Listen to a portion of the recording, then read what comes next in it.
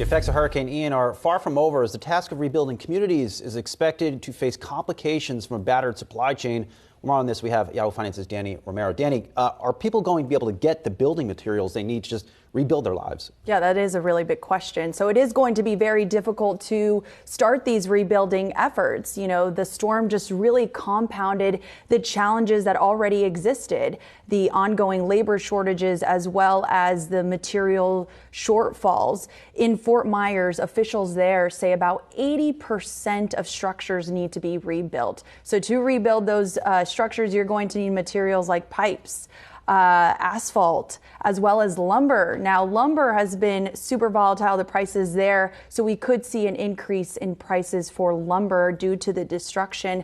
But aside from that, the major concern goes to how will we get materials to those areas that have been damaged, and who's going to get the job done when there is a labor shortage. I spoke with an expert this morning who says it could take years for a full recovery, and hopefully by next summer we could see some improvement in those areas. I mean, how do they usually get stuff to hurricane hit areas? I mean, in other words, isn't it, yes, I know there's supply chain issues now, but like every time there's this kind of destruction, I would think that you have challenges getting stuff to where it needs to be, right? Yeah.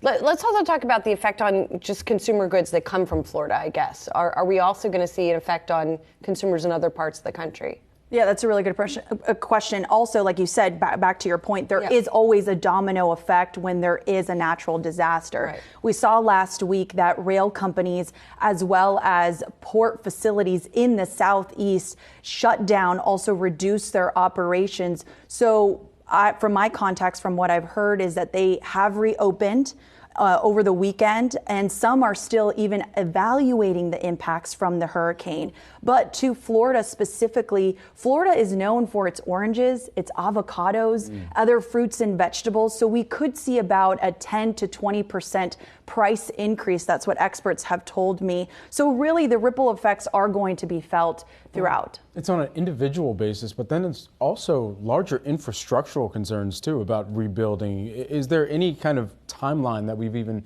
seen laid out about when to even get to some of those infrastructural rebuilding processes that are going to need to take place too?